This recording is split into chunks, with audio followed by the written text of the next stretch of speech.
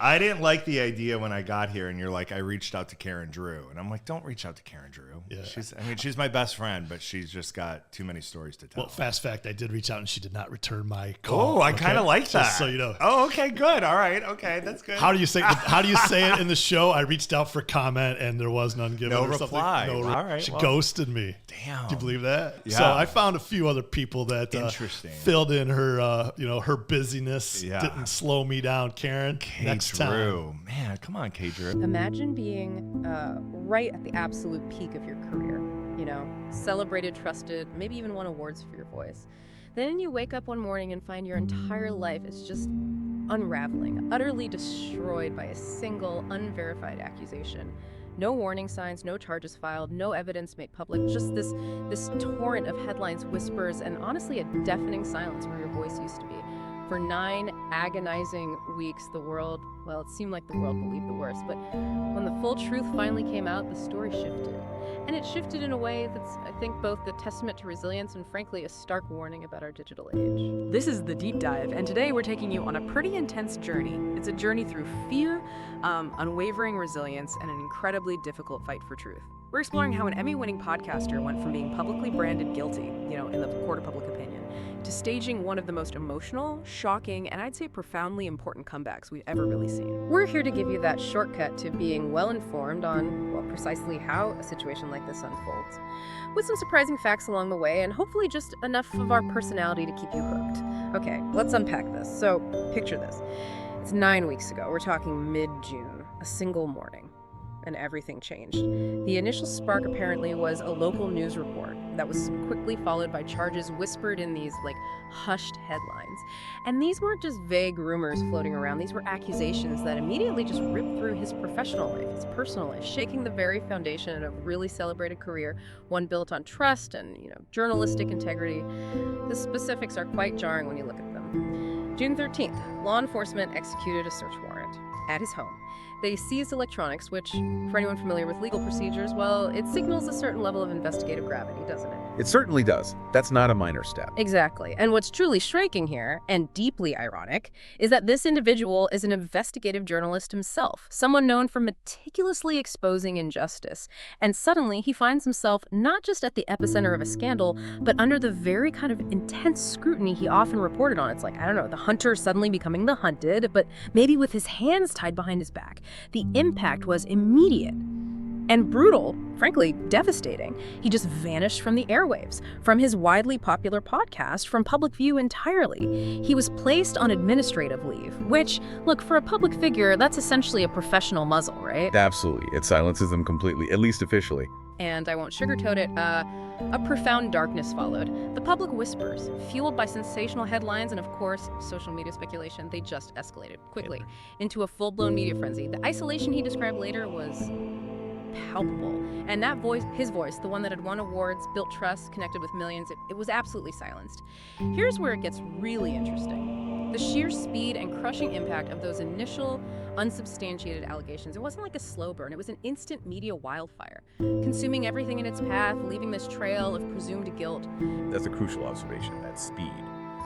The media wildfire analogy is quite apt. What's truly illuminating here is precisely that rapid propagation and, the profound silence that inevitably follows for the accused.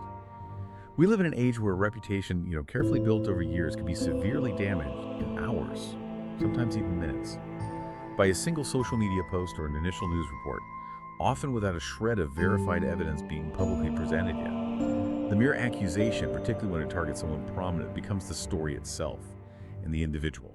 They're then cast into what I sometimes call an informational vacuum. They're unable to speak, to defend themselves, or even sometimes to understand the full scope of what they're being accused of, while the narrative around them just solidifies. And if we connect this to the bigger picture, this situation vividly illustrates the immense fragility of public trust in our digital age. It really does. It underscores the rapid acceleration and dissemination of information, regardless of its accuracy, its veracity. Once the narrative is out there, it just propagates through social algorithms and confirmation bias so quickly that even an eventual, thoroughly documented retraction often struggles to catch up, let alone fully erase the initial damage. This isn't just about sensationalism. It's about the very mechanisms of how we process and share information today. It raises an important question, I think, for all of us as media consumers. When accusations surface, how do we actively choose to engage? Do we pause? Do we seek verification? Or does that, instant gratification of judgment override critical thinking? It's a real challenge to our collective media literacy. And that's exactly the kind of uncomfortable question this whole story forces us to confront, isn't it? Directly.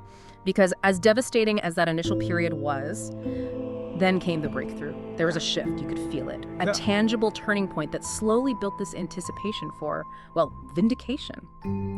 On August 15th, so nearly 9 weeks after those initial allegations hit, his attorneys finally stood before cameras. They offered what he later described as a lifeline. Every single claim against him was systematically laid bare, exposed as baseless, unfounded, and unequivocally defamatory. Strong words. Defamatory. Very.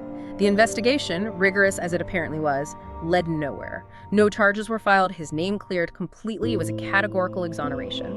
And in that moment, for him, and I imagine for those who stood by him, everything shifted. Just 3 days later, get this, August 18th, he reemerged. Not just physically, but his voice back behind the mic, landing in our ears again. He spoke raw and exposed. And his account of those 9 weeks was incredibly stark. He called them the worst of his life. Yeah, think about that for a second. This is a man who has publicly battled cancer, gone through a divorce, lost his parents. Yet, he described this period as worse than all of those profound personal traumas combined. That really speaks volumes. It does, and when you hear why, you understand. Because this wasn't just a physical or emotional wound, apparently. This wounded every single part of him, his family, his hard-earned public image, and fundamentally his very sense of self. It was described as an assault on his entire identity and his life's work. He went into some detail, recalling the home search on June 13th, which we mentioned earlier. He also spoke about taking voluntarily 2 polygraph tests, lie detector tests, and passing them, as he put it, with flying colors. Right. Now, polygraphs have their own debates around admissibility in court, but... True, but the fact he proactively sought them out and passed, it speaks volumes about his confidence and his innocence, right? It certainly carries weight in the court of public opinion. Often, yeah. He described the emotional exhaustion, the toll of the constant scrutiny, and how that initial local report had indeed sparked that media wildfire that grew into an international story, reaching everywhere. His co-host, someone who knows him intimately, she also shared her perspective, confessed how much she worried, stating that, quote, the way he was painted was miles away from who he truly is. That's powerful testimony from someone close. It is, and she expressed her profound hope that he felt the immense love and support, not just from her, but from his listeners, his friends, his wider community, even in those darkest moments when he couldn't speak. What's truly impactful and frankly vital about his account, I think, is the core lesson he seemed to extract from this harrowing experience. That the system must investigate everything, and critically, that includes investigating who is making the allegations. Right, not just the accused. Exactly. This isn't just some procedural footnote. It's a fundamental principle of justice that sometimes, in the rush to react, gets overlooked. We frequently see a focus solely on the accused, but the credibility and potentially the motives of the accuser are just as important in a thorough investigation. Especially when allegations are anonymous or lack initial corroboration, And if we connect this back to the bigger picture again, this situation really compels us to ask, how often do we, as a society, rush to judgment? Especially in our current media climate, before the full truth is known. How many reputations have been shredded? How many lies irrevocably altered before innocence could even begin to be proven? That's a chilling thought. It is. This isn't merely a personal comeback story. It feels more like a societal reckoning, in a way. It's a moment that forces every one of us to critically examine our own assumptions, the narratives we consume, and, quite frankly, our media consumption habits. We need to consider the true weight of an accusation, especially when it's amplified and potentially distorted by the echo chambers of digital platforms. Think about the chilling effect this has on anyone accused, and the potential for malicious intent to, weaponize public sentiment. That's a powerful point about malicious intent. Yeah. And it highlights why his return message resonated so deeply. I'm thankful this investigation is over. I'm 100% clear, no charges. The evidence spoke for itself. That isn't just a simple statement of fact, is it? It feels like more. Oh, absolutely. It's a declaration of redemption against what must have felt like overwhelming odds. But I'm curious, beyond the immediate relief, what do you think this experience has fundamentally reshaped in his perspective? And what does it tell us about the broader act of rebuilding after something like this? That's a great question, because this journey isn't just about the legal vindication, is it? It's about a profound personal transformation, you'd imagine. You hear him reflect on what he'll do differently now, what he's learned about resilience, that incredible capacity to bounce back, but also perhaps about the immense fragility of trust and the delicate balance of life when a media storm hits like that. He's spoken about being maybe more discerning, perhaps even more empathetic in his own investigative work, having walked through such a fire himself. This experience undoubtedly reshapes his professional lens. It has to, giving him an unparalleled insight into the accused's perspective. A hard-earned wisdom, I suppose. Indeed, a very hard-earned wisdom. And the act of rebuilding, look, it's multifaceted, it's complex. It's about choosing to publicly thank those who stood by him, even when he couldn't speak, right? Acknowledging that silent support that kept him going. Sure, that must have been crucial. Absolutely. And it's about taking those first brave steps back into the spotlight, battered, undoubtedly changed, but fundamentally unbroken. It's about rediscovering his voice, not just literally for his podcast, but maybe his moral voice, strengthened by adversity.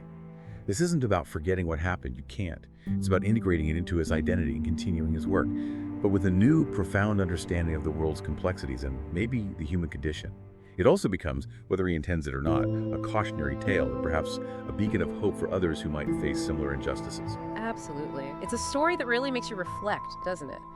So what does this all mean for you, our listener? If you've ever wondered what happens when serious, maybe unsubstantiated allegations hit, when your world just collapses around you, when the only thing standing between you and professional ruin, personal devastation, utter silence, are time, a diligent process, and the eventual, often painstakingly slow emergence of the truth. Well, this deep dive holds a powerful answer, I think. It's a stark, compelling reminder of the immense power of accusations, the terrifying speed of public judgment, and the profound, irreplaceable importance of due process for everyone, not just those in the public eye. But let's leave you with this provocative thought, something to mull over long after a conversation wraps up.